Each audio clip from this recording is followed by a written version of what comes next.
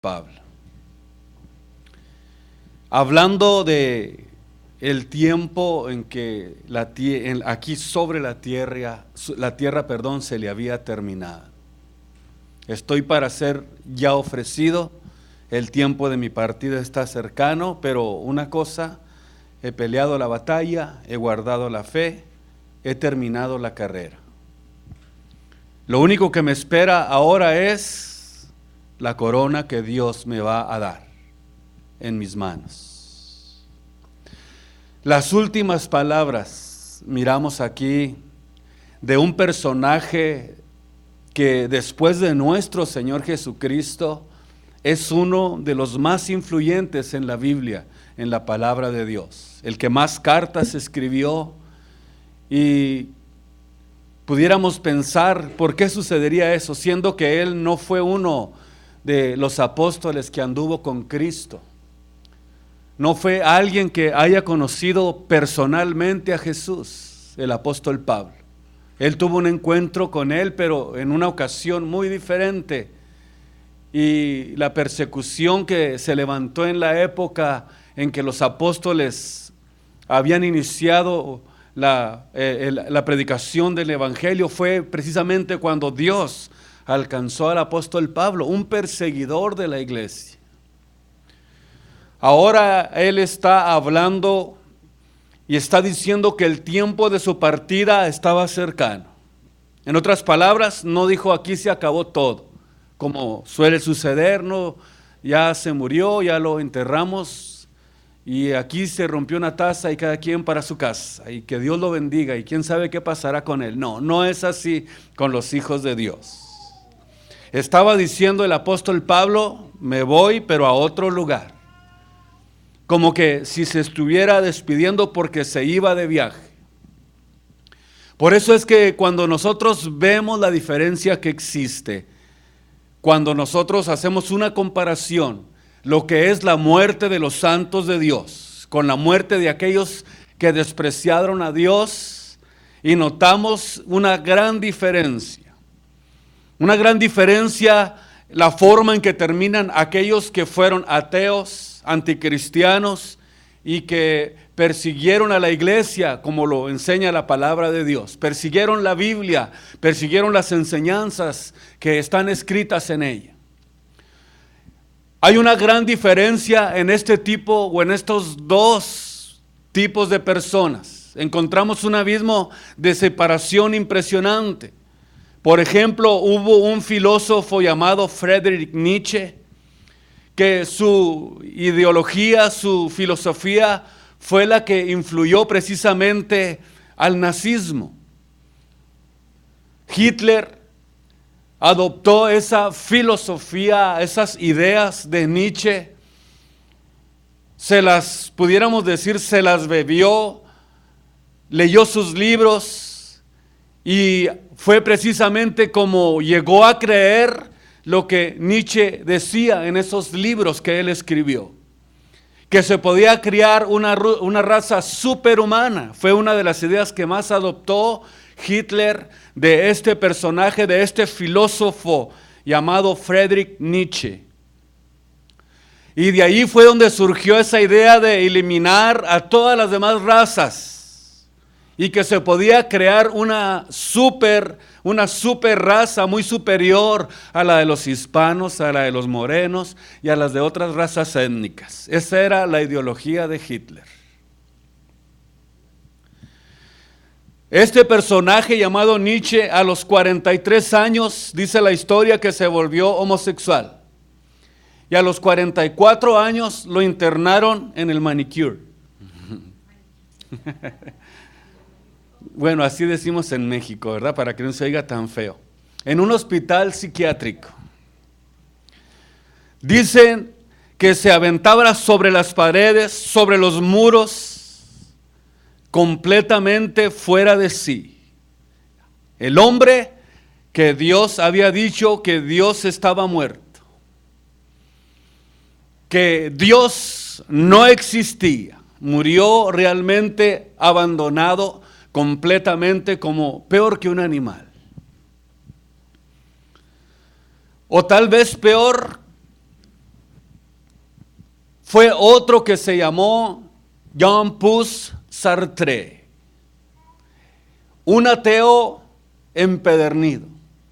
Y antes de morir dijo lo siguiente, y escuche lo que dijo este personaje, Sartre. Dice: yo no entiendo, siendo yo ateo, dijo él estas palabras, y yo creo que es un ateo un poco honesto, porque dijo al morir algo muy interesante. Yo no entiendo cómo, considerándome yo un intelectual, el padre del existencialismo, era este personaje llamado Sartre, y habiendo yo perseguido por toda mi vida a un ser que no existe. Imagínense la ideología que tenía este hombre. Y luego se decía al final de su vida: ¿cómo es que yo gasté mis energías, gasté mi vida persiguiendo a un ser que no existe? Porque era un ateo completamente empedernido. Y esa reflexión la hizo al final de su vida, y realmente lo que él quería decir, o sea, si no existía este personaje, ¿por qué gasté todas mis energías, toda mi vida tratando de demostrar que no existía? Y llegó a la conclusión él mismo y dijo: mi vida fue absurda, pensando y teniendo esta idea en mi mente. Y ha llegado mi vida a un muro donde ya no puedo brincar al otro lado. Así que como Sartre se despidió de este mundo, hay muchos que también probablemente no le hayan sentido a su vida ni lo que están haciendo en este momento en sus vidas. Estos personajes murieron de la forma más trágica, más horrible. ¿Por qué? Porque existe una gran diferencia en aquellos que sirven a Dios, que aman a Dios, y cuál es el término de sus vidas y cuál es el término de las vidas de aquellos que dijeron que eran ateos y que nunca creyeron en Dios. Y ahora aquí estamos viendo a uno de los apóstoles, a un gran apóstol de Dios, y esto no lo escribió andando paseándose por los lugares mágicos del mundo. Esto que él escribió, no lo escribió cuando andaba en Disneylandia dándose una vuelta, viendo el ambiente tan precioso que hay en un lugar como ese, o en un lugar donde pudiéramos decir que pudiera estar siendo atendido de una manera especial, pudiéramos decir ni menos en el hospital, con aire acondicionado, con enfermeras a su alrededor, con doctores a su alrededor. No, esa no fue la forma en que el apóstol Pablo se encontraba. Se encontraba en una prisión fría, oscura, donde estaba padeciendo muchas necesidades en Roma, donde no había camas, no había sillas, y todavía le añadimos a esto que estoy diciendo que estaba esperando el momento de ser llamado de esa prisión para ser ejecutado. Pudiéramos decir que no era en la misma manera en la que estos personajes murieron, en circunstancias muy diferentes, pero óigame bien, con una gran diferencia, que el apóstol Pablo estaba consciente que había llegado el momento de partir de esta tierra. Y esto es precisamente lo que puede suceder en nuestras vidas, que en algún momento de nuestras vidas, en algún momento de su vida, en cualquier momento, pudiéramos decir, nos encontremos en la cúspide de nuestra vida, en esta tierra.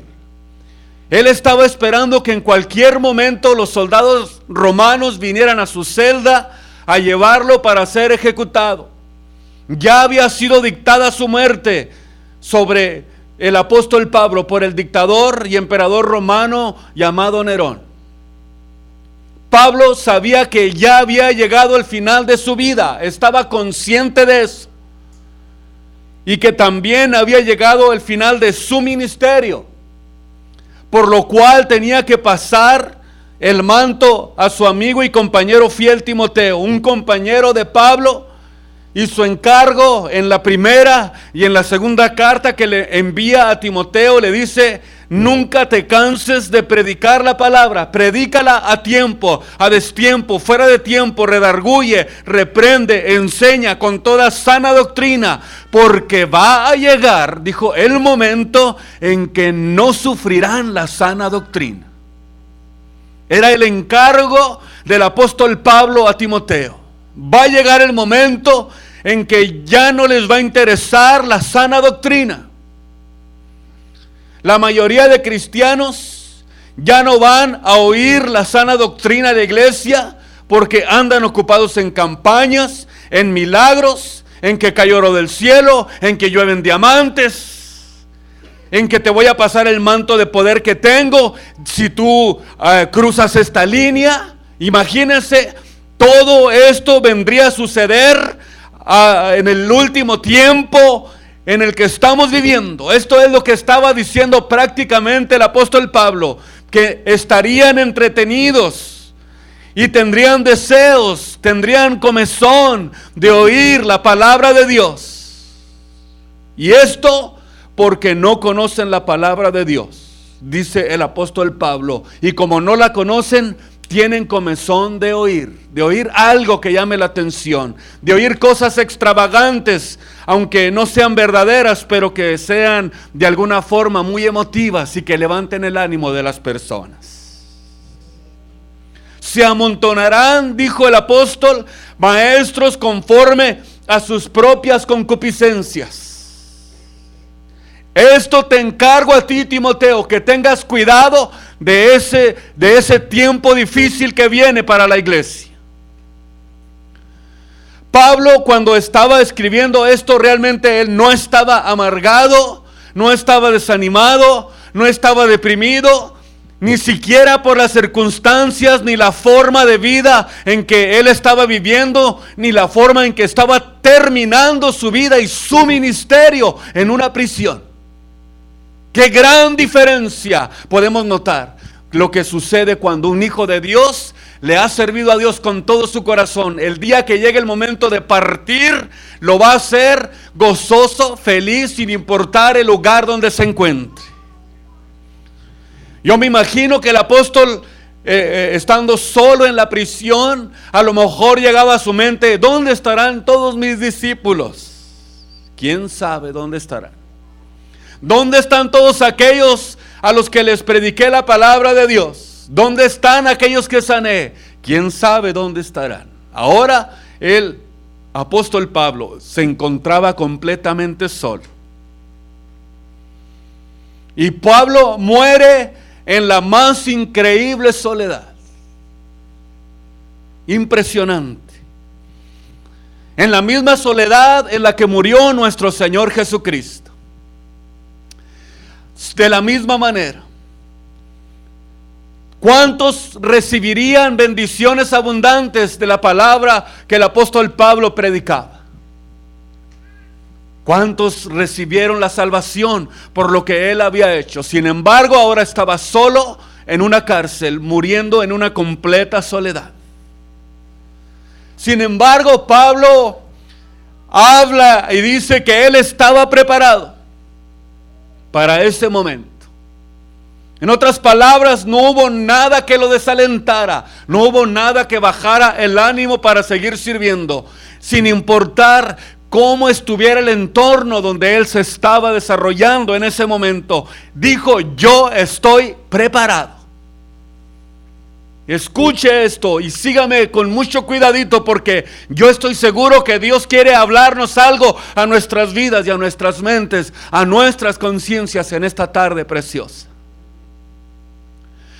Y a la misma o de la misma manera en que el apóstol Pablo se encontraba preparado, nosotros tenemos también que aprender este principio. Tenemos que prepararnos para cuando llegue ese momento. Tenemos que estar listos para cuando llegue ese momento. No tenemos la vida segura. Al salir de aquí a lo mejor puede sufrir un accidente y hasta allí llegó su vida. No tenemos nada seguro. Tenemos que estar preparados para ese momento. En cualquier momento puede llegar la muerte y nos sorprende. No nos vaya a sorprender descuidados. No nos vaya a sorprender, óigame bien, sin haber estado preparados como lo decía el apóstol Pablo. En el versículo 6 dice, porque yo ya estoy para ser ofrecido. Yo ya estoy para ser ofrecido. En otras palabras, estaba diciendo, yo ya estoy listo para ofrendar mi vida. Yo ya estoy listo para entregar mi vida. Él la estaba entregando porque él sabía cuándo y cómo era el momento en que la forma en que Cristo le dijo cuando lo llamó y le dijo que era muy necesario que él aprendiera a sufrir por causa de su nombre. Fue un principio que él aprendió desde que Cristo lo llamó. El día que se encontró con Jesús le dijo, yo te voy a enseñar a padecer por causa de mi nombre. Pablo sabía que cuando el cristiano se enfrenta al mundo y cuando comenzamos a predicar y cuando comenzamos a decir la verdad, vamos a desatar persecución, aún en contra hasta de nuestra propia vida. Pero nuestro Señor Jesucristo dijo en Juan 15:18, si el mundo los aborrece, a mí me aborreció primero. Es un aliento, una forma de animar nuestro Señor. Sepan que a mí me aborrecieron primero. Así que no te extrañe que si la gente a la que tú le hables la palabra de Dios comience a perseguirte, comience a criticarte, comience a burlarse de ti.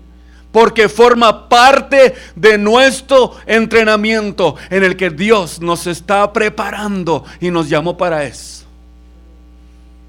Porque cuando viene esto a nuestras vidas y tengo a Cristo en mi vida verdaderamente, si yo estoy formado en la fe de la palabra de Dios, si estoy consciente de lo que es el servicio a Dios en mi vida, no importan las críticas, no importan las calumnias, no importan las balas, no importan los misiles, no importan las traiciones que me hagan, porque si yo tengo a Cristo en mi vida y en mi corazón, si solamente me digo que soy cristiano de boca, de la boca para afuera, cuando venga este tipo de persecución a mi vida, me voy a derretir y no voy a saber qué hacer.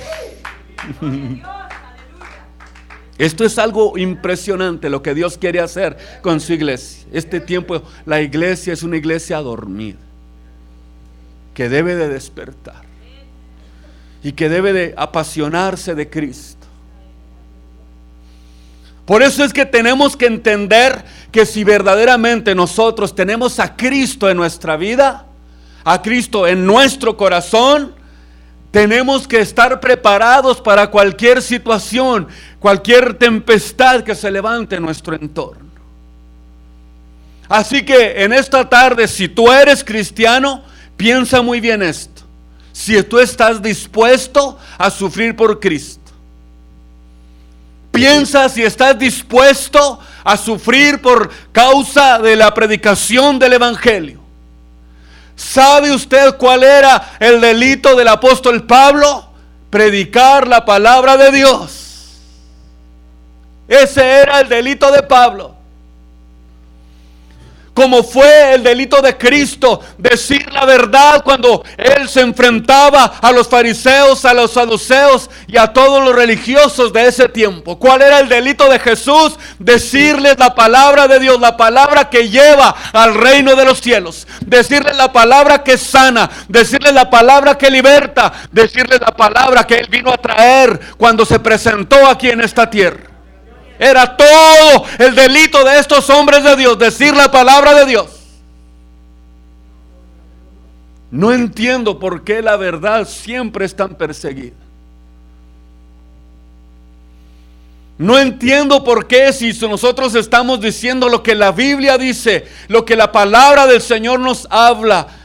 Y por eso es que le decía, si nosotros entendemos que somos cristianos, tenemos que estar dispuestos a sufrir por Cristo, aún aún en contra de nuestras propias vidas. Sigue adelante, vas por el buen camino.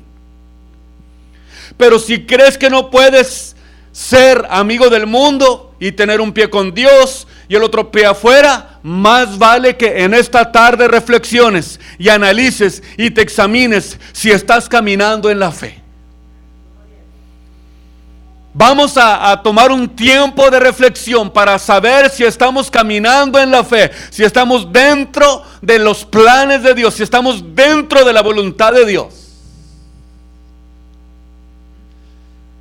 El verdadero cristiano está consciente de esto. Aprende a analizar su vida, aprende a examinarse, aprende a saber si está caminando en fe o no.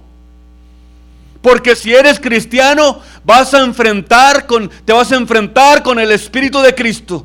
Y el Espíritu de Cristo, cuando está en nosotros, está preparado para poder enfrentar la crítica, enfrentar la burla. Y vas a aguantar y vas a ser fiel hasta la muerte si verdaderamente eres un cristiano. ¿Qué perspectiva tenía el apóstol Pablo de la vida? O sea, ¿cómo miraba el apóstol Pablo la vida? Si nosotros notamos, el apóstol Pablo percibía la muerte como una ofrenda sacrificial hacia Dios. Era el concepto que él tenía de su propia vida.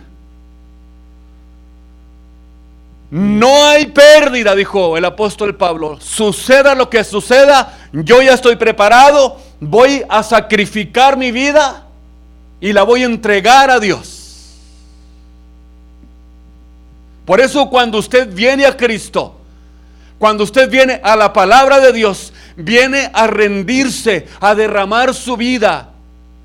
Y entonces es cuando va a poder decir, y ya no vivo yo, mas Cristo vive en mí. Eso quiere decir que para poder alcanzar la medida de la forma en que el apóstol Pablo miraba la perspectiva de la vida, quiere decir que se tiene que crecer a una medida donde podamos entender lo que significa rendir nuestra vida a Él, derramar nuestra vida a Él, para poder decir, ya no vivo yo, sino que Cristo vive en mí. Y lo que ahora vivo en la carne, lo vivo en la fe del Hijo de Dios, el cual me amó y se entregó a sí mismo por mí.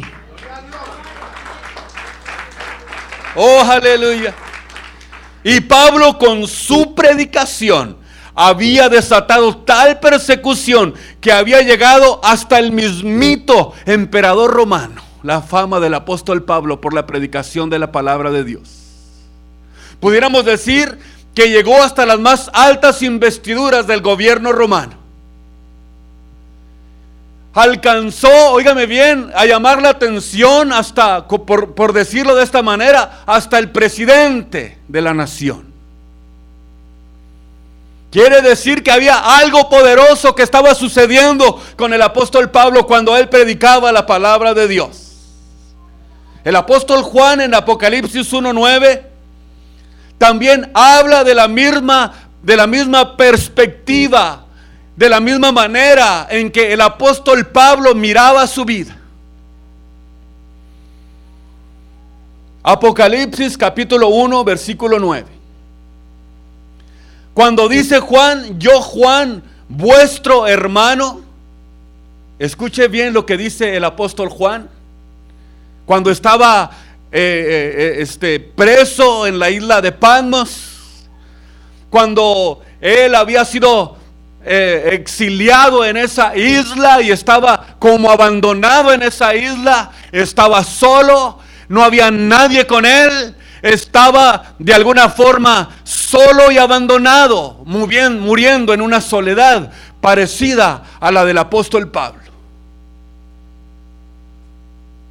Y escribe esto el apóstol Juan: yo vuestro hermano Juan y copartícipe vuestro en las tribulaciones, en el reino y paciencia de nuestro Señor Jesucristo.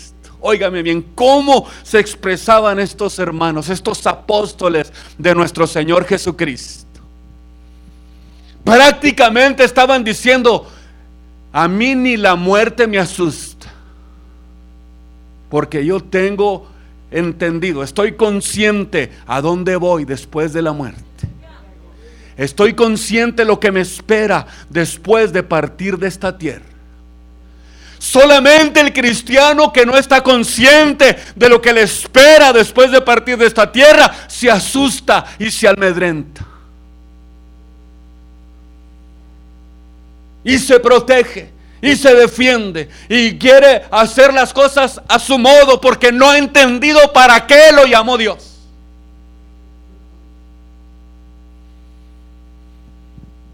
Todos nosotros es necesario, dice la Biblia, que por muchas tribulaciones entremos al reino de los cielos. Y se requiere que cada uno de nosotros tengamos paciencia cuando seamos probados por Dios. Es lo que está diciendo Juan el apóstol. Porque la Biblia dice: porque en vuestra paciencia poseeréis vuestras almas. En vuestra paciencia poseeréis vuestras almas. Es necesario esperar con paciencia, como decía Juan. Y si nosotros estamos en Jesús, estamos en el servicio a Dios, Dios nos da las capacidades para poder servirle y para poder soportar mientras estemos en esta tierra, sin importar por qué tengamos que pasar en nuestras vidas, sin importar por las situaciones que tengamos que atravesar. Estamos conscientes que cuando tenemos la paciencia y estamos conscientes de lo que es el servicio a Dios, vamos a poder seguir hacia adelante. La paciencia es la capacidad de aguantar bajo el peso o bajo la presión de una prueba. Y mientras más crezcamos en el Señor, más va a crecer nuestra fe. Entre más nosotros nos opongamos a las fuerzas contrarias, más vamos a crecer. Como en el fútbol americano, usted sabe que para entrenar a los de fútbol americano les ponen un muelle y le dan de topes. Si logra vencer ese muelle, le ponen otro. Imagínese usted que si esta persona va y le dice al entrenador: bueno, pues que usted no me quiere, ¿por qué me pone más rieles, más muelles para que yo no pueda moverlos? ¿Sabes por qué? Porque sé que el primer muelle ya lo dominaste y necesitas crecer en la ofensiva. Si logras dominar este segundo muelle, te voy a poner otro, porque eso quiere decir que estás creciendo en fuerza. Cada día estás más fuerte, cada día vas avanzando más y vas siendo más fuerte para el opositor. Eso es precisamente lo que la Biblia nos enseña. Nosotros vamos creciendo en fe, vamos creciendo en Dios. Mientras más crecemos, más oposición tenemos. Y mientras más oposición tenemos, más es fuerte y más va creciendo el poder de Dios en nuestras vidas para poder vencer esas situaciones en las que tengamos que enfrentarnos. Así es. Por eso es importante entender que vamos en un crecimiento espiritual en nuestras vidas. Si Dios mira que podemos con un muelle y podemos dominarlo, nos va a poner otro. Y si sabe que ni muelle necesita, también Dios lo sabe. Que dirán: este solo se va a matar. Por eso es que tenemos que entender que en la oposición adquirimos un crecimiento espiritual en nuestras vidas. Por eso dijo el Señor que era necesario que por muchas tribulaciones entremos en el reino de los cielos. ¿Por qué muchas tribulaciones? Porque las tribulaciones nos hacen fuertes. Porque las tribulaciones nos ayudan al crecimiento espiritual. Las tribulaciones nos hacen más fuerte para pelear en contra de nuestro enemigo. Nos preparamos mejor cada vez que tenemos esa oposición en nuestras vidas. Y si Dios nos pone un poquito más de fuerza, es porque sabemos que podemos aguantar. Sabe que podemos aguantar. Porque entendemos que entre más oposición hay, el poder de Dios más se fortalece en nuestras vidas. Como hay medidas de soldados, hay el soldado raso, el medio y el coronel. ¿Sí me entiende? Dios nos va llevando en una graduación en nuestras vidas. ¿Por qué entendemos esto? Porque el poder de Dios se perfecciona en las debilidades. Así es, el poder de Dios se perfecciona en las debilidades. Pablo estaba consciente de esto y estaba consciente que en otra vida en la que él estaba esperando. Y sabe que no estaba perdiendo la vida cuando él estaba diciendo esto. Antes todo lo contrario, la estaba salvando y estaba consciente. Y en una ocasión lo dijo él, irme con Cristo, lo cual dijo es mucho mejor. Pero dijo, mientras estés sobre esta tierra, voy a hacer la obra de evangelista. Decía que partir de esta tierra era mucho mejor. Y esa precisamente es la que debe de ser la convicción de un cristiano verdadero. Lo único que va a sobrevivir en este mundo son las almas. Nada de lo que hay en nuestro alrededor va a sobrevivir, por muy bonito, por muy interesante, por muy caro, por muy barato que sea. Nada de lo que hay en esta tierra sobrevivirá, porque dice la Biblia que el cielo y la tierra pasarán, pero el que hace la voluntad de Dios permanecerá para siempre. Sería un pobre negocio, una pobre perspectiva, creer que el mundo pueda darte algo mejor que lo que Dios te ofrece.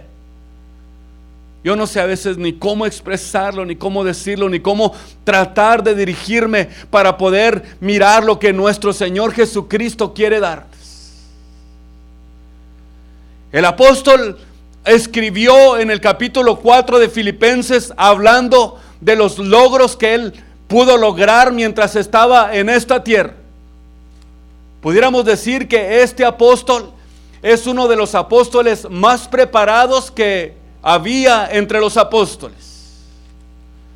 Él habla precisamente en el capítulo 3 del libro de Filipenses, del versículo 4 en delante, dice, aunque yo también tengo de qué confiar en la carne. Si alguno puede hablar de los avances, de los alcances que se tienen en esta vida, dice el apóstol, yo más. Así termina diciendo el apóstol Pablo.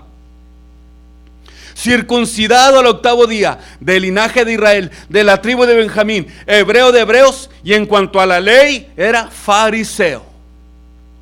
Hablando de su vida personal, el apóstol Pablo. Aquí él está diciendo y está haciendo un análisis de lo que era su propia vida. Por eso es que él, yo creo que comenzó a entender y a darse cuenta que creer que el mundo puede darte algo mejor sería lo más insensato que un hombre pudiera pensar. En otras palabras, Pablo estaba diciendo, yo sé lo que es vivir bien en esta vida, sé lo que son las riquezas, sé lo que es la fama, sé lo que es el estudio, sé lo que es alcanzar metas en la vida, yo lo sé lo que es ser un abogado, lo que es ser esto, y sin embargo, él comienza a hacer un análisis de todo lo que él había logrado. Y luego sigue diciendo, circuncidado al 8º día, del linaje de Israel, de la tribu de Benjamín, hebreo de hebreos, en cuanto a la ley, fariseo, en cuanto al celo, perseguidor de la iglesia, cuanto a la justicia que es en la ley, óigame bien, irreprensible. Era el apóstol Pablo. Pero las cosas que para mí eran ganancia, dice Pablo, las he reputado o las he tenido como pérdidas por el amor de Cristo. Y ciertamente, dice, aún pierdo todas las cosas las reputo y las tomo como una pérdida por el eminente conocimiento de Cristo Jesús, mi Señor, por amor del cual lo he perdido todo, y ahora todo lo que yo había alcanzado, todo lo que yo había logrado, lo tengo por estiércol para ganar a Cristo en mi vida. Para ganarme a Cristo. Esto es algo glorioso. Pablo decía esto de su propia vida. Estaba hablando de los logros que él pudo tener mientras estaba aquí.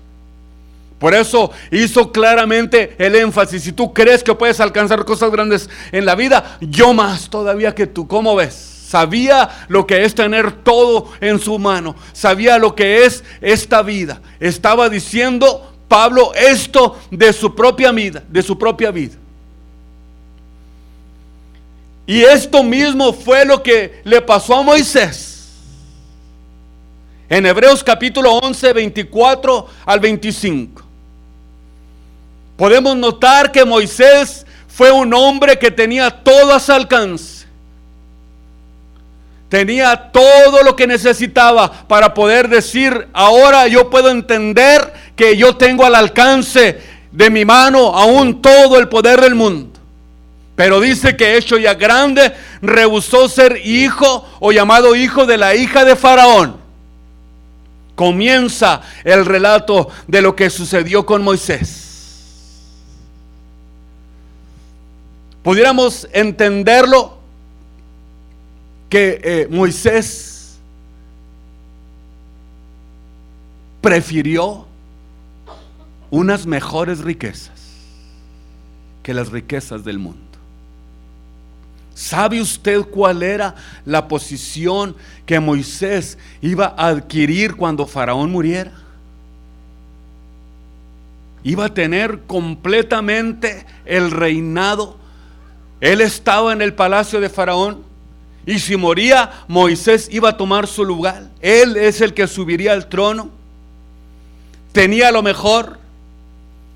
Tenía un auto para cada día. Un día manejaba un Mercedes, el martes el Lamborghini, el miércoles el Maserati. Para cada día tenía lo mejor.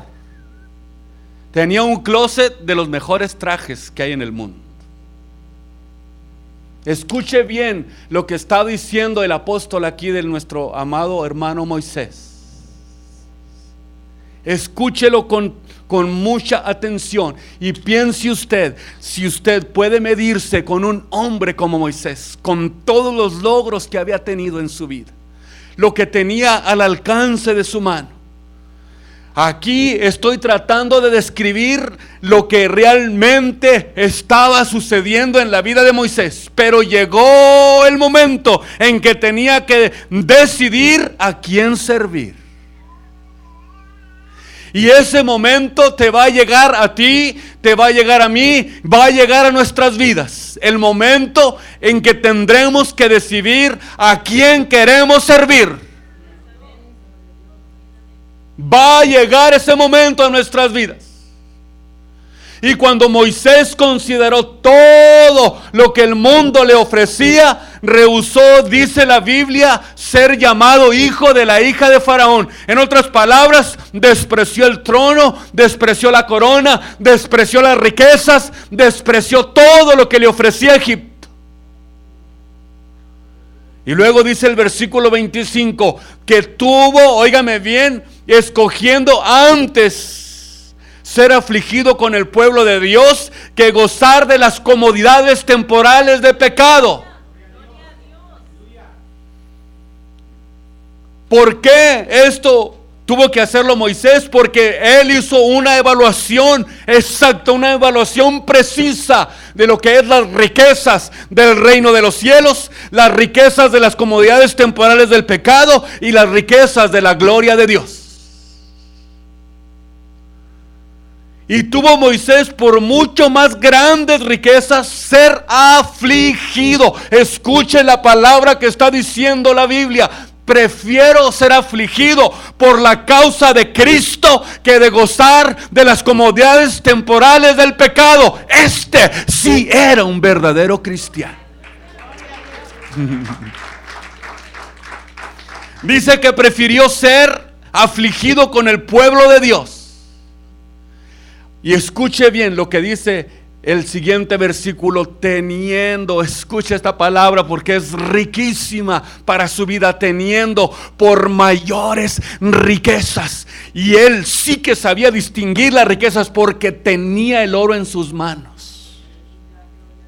Lo tenía en sus manos. A lo mejor a usted se le va a hacer difícil evaluar las riquezas temporales porque a lo mejor ni las tiene.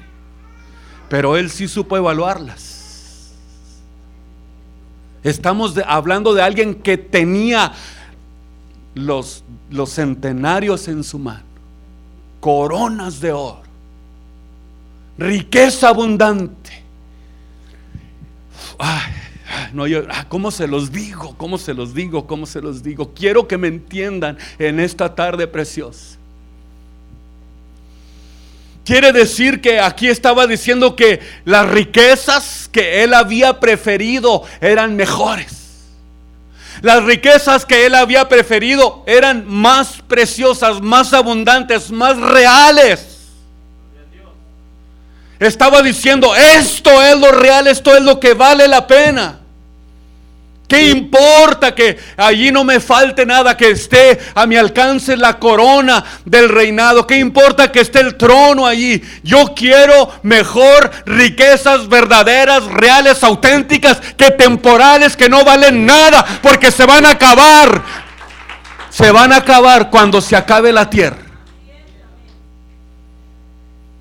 Teniendo por mayores riquezas el vituperio de Cristo, óigame bien, que los tesoros de los egipcios, porque él estaba mirando, dice el siguiente versículo, la remuneración. ¿Qué significa remuneración? Estaba mirando los premios en el reino de los cielos, estaba viendo un reino glorioso en el reino de los cielos, estaba mirando la gloria de Dios, estaba mirando la ciudad de Dios, estaba mirando calles de oro, mar de cristal, pero no de esta tierra. Que dijo, prefiero aquel oro transparente, de ese no hay en Egipto.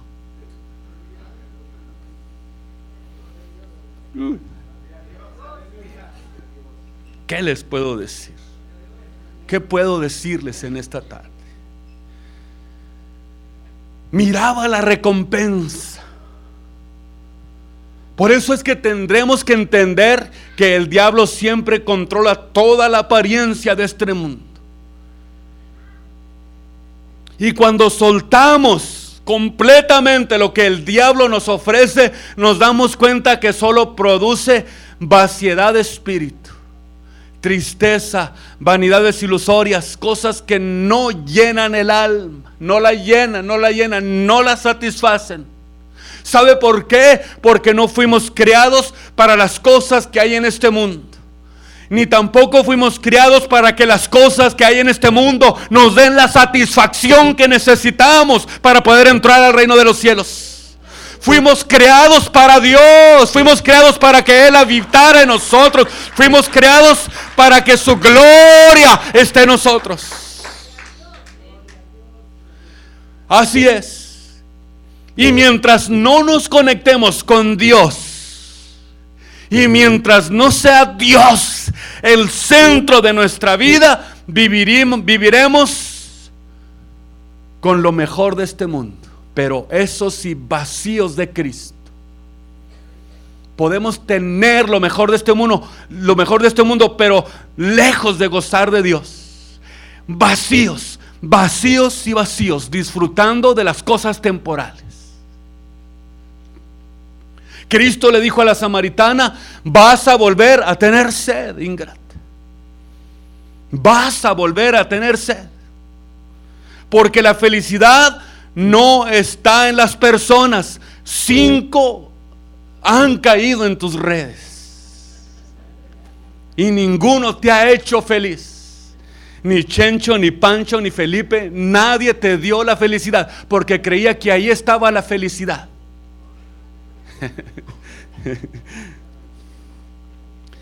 Y si lo haces, vas a querer más.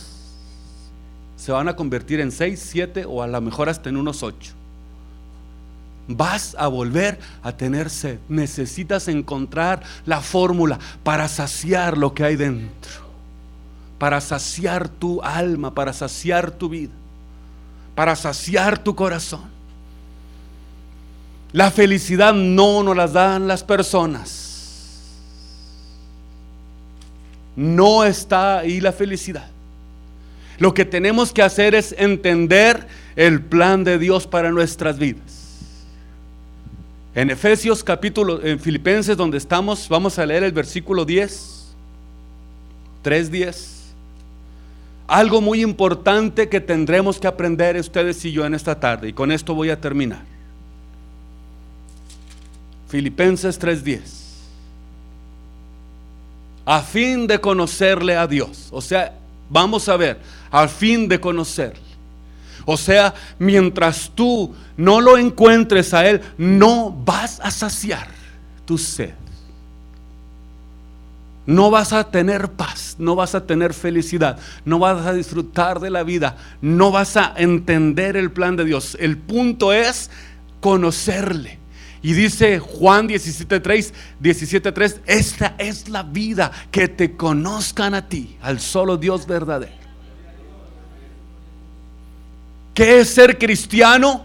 Entrar en una dimensión sobrenatural del Espíritu Santo y a través de este conocimiento comenzamos a entender al invisible y a lo invisible que hay. ¿Sabe usted que para poder tomar esa decisión Moisés algo tuvo que ver?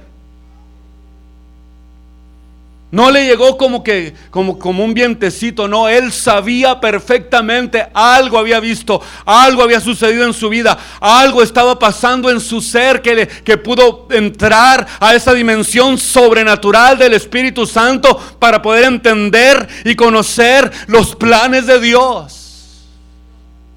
Sí, Señor. La Biblia nos pone en contacto con los verdaderos valores y verdaderamente con lo que vale la pena en la vida. La palabra de Dios hace esto. Y mientras no exista esa conexión con Dios, no vamos a entender los planes de Dios. Y eso es precisamente la meta de todo ser en esta tierra: alcanzar las cosas verdaderas, los verdaderos valores, las cosas invisibles, lo que no podemos ver. Esa debe de ser nuestra meta. Y debe de ser la meta de todo ser humano: conocer el camino de Dios, conocer sus pensamientos, conocer sus planes. Y Pablo dice, donde estamos leyendo en Filipenses 3:10, aparte de conocerle, aparte de saber quién es Él, óigame bien, entender la virtud de su resurrección, o entender el poder de la resurrección. Si tú te acercas a el conocimiento de Dios, está bien, el conocimiento es el que te ayuda a entender y a conocer a Dios, pero también entender el poder y la virtud de su resurrección. ¿Cuántos de ustedes ya están viviendo en un nivel alto donde pueden entender esto? De que si yo les digo, ¿cuántos son cristianos? Todos, amén, todos somos cristianos. O ¿cuántos aman a Dios? Amén, todos amamos a Dios. Pero mi pregunta sería, ¿cuántos de ustedes ya están viviendo en un nivel más alto? No solo de hecho de que soy cristiano y que me bauticé, sino ¿cuántos ya han experimentado el poder de su resurrección en sus vidas? ¿Cuántos pueden decir, yo he sentido el poder de Dios, el poder del Espíritu de Dios en mi vida? ¿Sabe qué? Dios quiere que experimentemos el poder de su resurrección para poder, dice el apóstol, asemejarnos, escuche esta palabra, a Él en su muerte. Y a formar, y esto solamente se logra al tener una intimidad más profunda con Dios. Pablo estaba diciendo, si no has experimentado lo que es el poder de la resurrección, entonces tampoco vas a entender los padecimientos. No vas a poder entender ni asemejar en tu vida lo que es la resurrección como la hizo Cristo. En otras palabras, si no has experimentado esto en tu vida, si no entiendes y no te das cuenta lo que es tener el poder de la resurrección en tu vida, entonces quiere decir que te hace falta crecer como cristiano. Porque la resurrección de Cristo fue la demostración más gráfica del alcance de su poder, a levantarse a sí mismo de entre los muertos. Y dice la Biblia que este es un poder que obra en nosotros. Romanos capítulo 8, versículo 11, dice que nosotros tenemos que tener el poder de la resurrección. ¿Usted ha experimentado el poder de la resurrección en su vida? Es una pregunta muy importante que quiero hacerle en esta tarde. Porque entendemos que el poder de la resurrección está en nosotros. Es el que vivificará vuestros cuerpos para ser, óigame bien, semejantes al cuerpo de su gloria. Por eso dice, si el espíritu de aquel que levantó de los muertos a Jesús mora en vosotros, escuche, y si el espíritu de aquel que resucitó a Jesús, que es el espíritu que nos asemeja a la muerte y a la resurrección de Jesús, si este espíritu muere en vosotros, el que levantó a Cristo Jesús de los muertos, vivificará vuestros cuerpos para que podamos ser glorificados.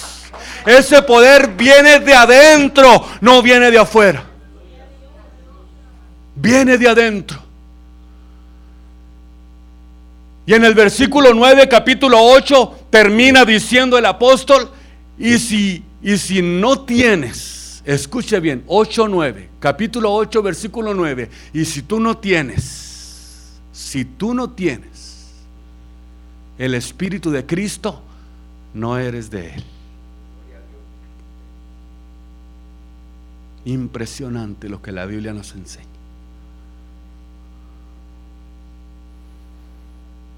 Si alguno no tiene el poder, la virtud de la resurrección en su vida, no pertenece a Dios. Así de sencillo. Oh Dios mío, ayúdanos a reflexionar en esta noche. Ayúdanos a entender tu voluntad. Ayúdanos a poder entender tu plan, tu bendición. Adórele ahí donde está, no importa si quiere hacerlo. Yo sé que está deseando adorarle. Está deseando su gloria en esta tarde. Está deseando ese poder en su vida. Señor, si alguno de los que están aquí no tiene el espíritu de resurrección de la que habla el apóstol, dáselo, Señor, a cada uno en esta noche. Sean embestidos del poder del Espíritu Santo, mis hermanos. Si usted no tiene el espíritu de aquel que levantó de los muertos a Jesús, lo necesita en su vida y en su corazón en esta noche. Vamos a hacer una reflexión en esta noche y vamos a pedirle a Dios que Él nos enseñe su voluntad, sus designios, sus deseos para nuestra vida en esta noche preciosa. Bendícenos, Jesús, y prepáranos para poder tener ese encuentro contigo. Llénanos del poder de tu Espíritu Santo. Llénanos de tu poder, de tu gloria, de tu majestad en esta noche. En el nombre poderoso de Jesús. En el nombre de Jesús. Señor, te damos la gloria y la honra en esta noche. Te damos la gloria y la honra. Gracias por este momento. Solamente le pido que haga una meditación profunda y piense por un momento: ¿Cristo vive en mí o no vive en mí? ¿Cristo habita en mi vida o no habita en mi vida?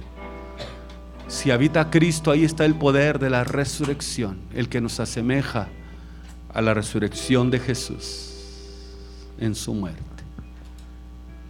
Eso nos garantiza que la tumba nuestra se va a abrir si nos toca ir a la tumba. Eso nos garantiza que el poder de Dios va a abrir la tierra para levantar a aquellos que han muerto en Jesús. Y si estamos vivos, nos transformará. Si estamos vivos, nos transforma. Gracias, Jesús. No pierda la oportunidad de meditar allí donde está. Medítelo profundamente. Aleluya,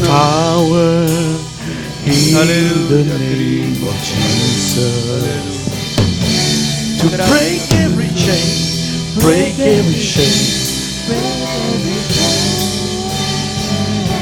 to break every chain, break every chain, break every chain. There is power in the name of Jesus. There is power in the name of Jesus. There is power in the name of Jesus. Aleluya. To break every chain, break every chain, break every chain. To break every chain, break every chain, break every chain. There's power. There is power in the name of Jesus. There is power in the name of Jesus. There is power in the name of Jesus. To break every chain, break every chain, break every chain, break every chain, break every chain, break every chain, break every chain. Come on, say it. To break every chain, break every chain, break every chain, break every chain, break every chain, break every chain, break every chain.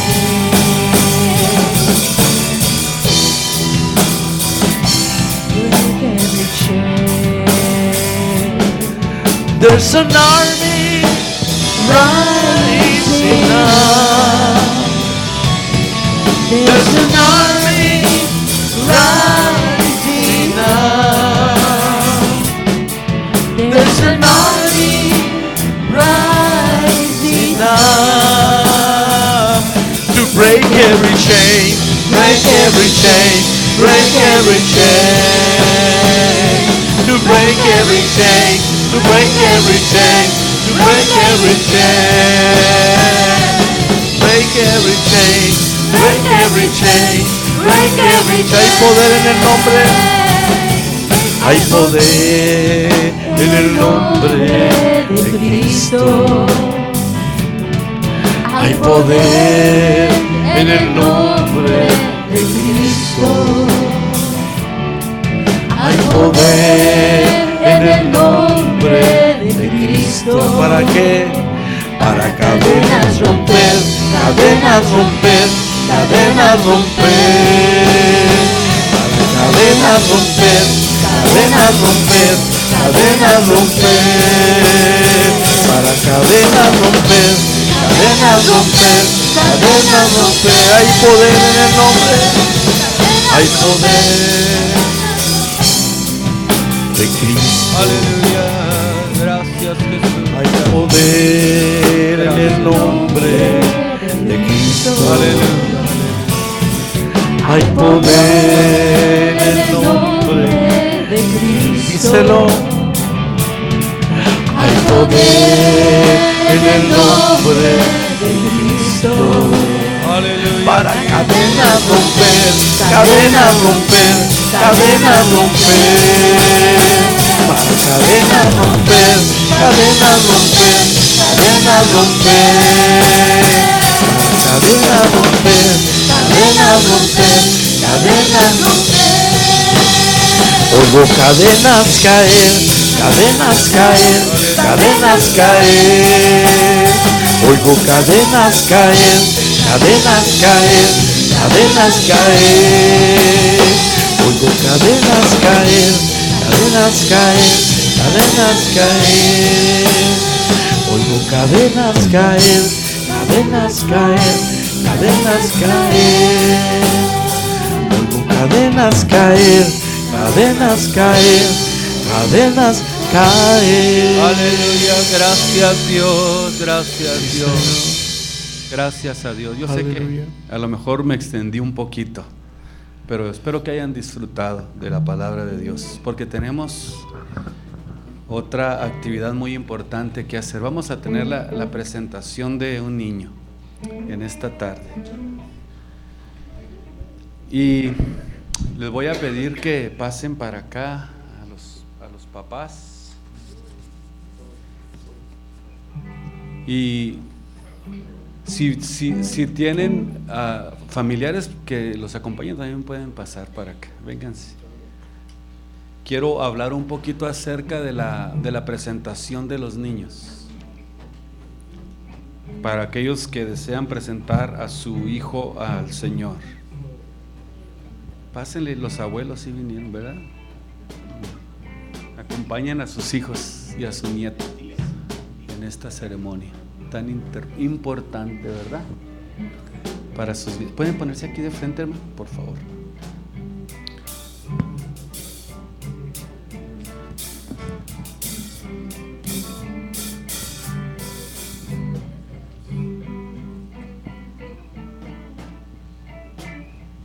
Quiero hablar de lo que es la presentación de un niño.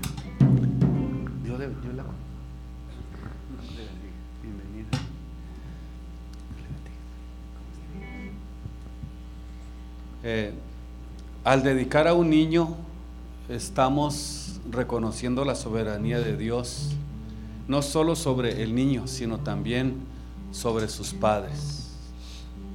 Los padres presentan a sus hijos ante Dios y ante su pueblo, pidiéndole a Dios la gracia y la sabiduría para llevar a cabo sus responsabilidades.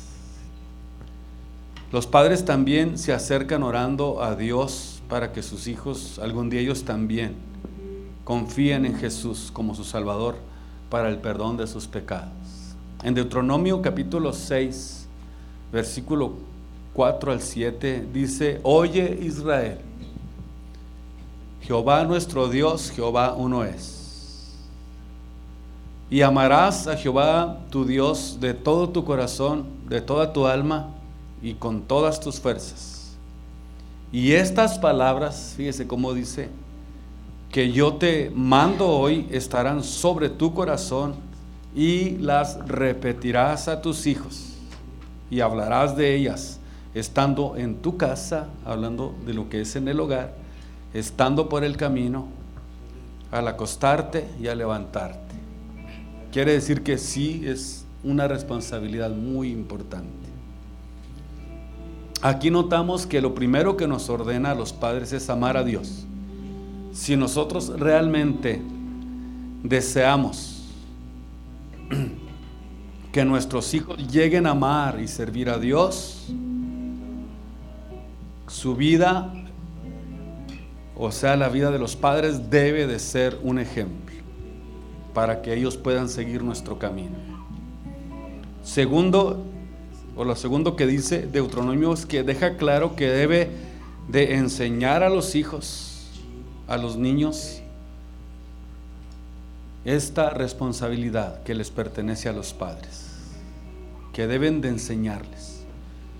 Quizás los eventos y lo que se enseña en la escuela es muy instructivo, pero yo creo que ustedes como padres deben de enseñarles, a explicarles el valor de la oración, como por ejemplo antes de comer, antes de dormirse, cuando se levanten, instarles a leer historias de la Biblia en alta voz para que esos devocionales les ayuden en el crecimiento, darles ideas prácticas para que puedan aplicar esta rutina diaria con su familia. Y aquí pues en este altar pudiéramos decir que se encuentran de pie ante nosotros 3 generaciones de familia Y esto nos trae a la mente lo que dice Proverbios 17:6, que nos dice que los nietos son la corona de los ancianos y los padres son el orgullo de los niños. 3 generaciones y sobre todo una audiencia como la que está aquí en este lugar.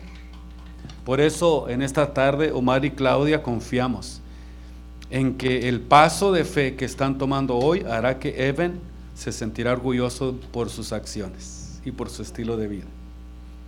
Y ustedes dos, Omar y Claudia, al venir ante Dios y ante su pueblo, declaran su deseo de dedicarse a sí mismos a Dios y también a su hijo Evan, al Señor. Así que al presentarse aquí voluntariamente, se comprometen delante de todos que guiarán a Evan a caminar en los caminos del Señor para que él algún día pueda confiar y recibirlo como su Señor y como su Salvador. Que esa es realmente la intención de hacerlo en este lugar. Así que vamos a hacer esta presentación para que la bendición de Dios esté sobre toda la familia en el nombre de Jesús.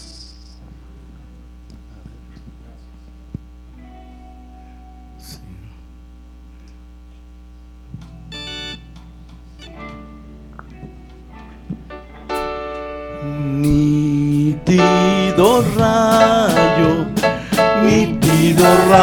por Cristo, nítido rayo seré, nítido rayo por Cristo.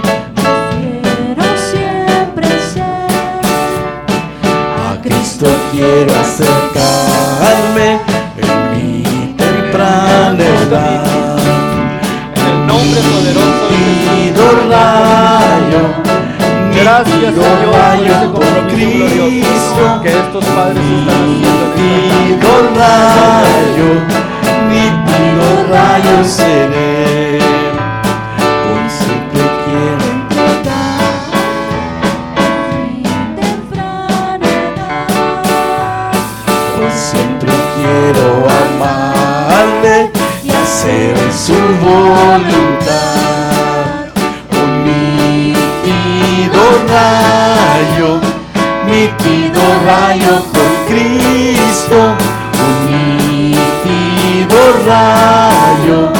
nítido rayo seré.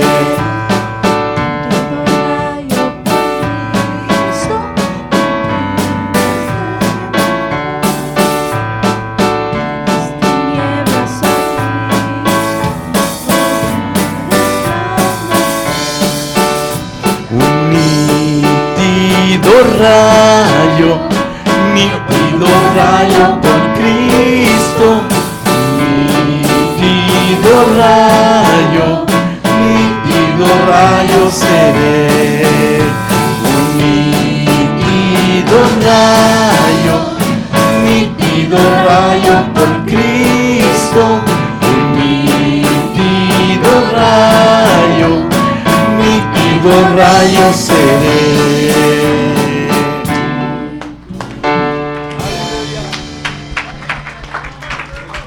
Dios les bendiga a cada uno de ustedes, hermanos. Gusto de tenerles entre nosotros. Bendiciones, padres, familia, abuelos. Dios les bendiga.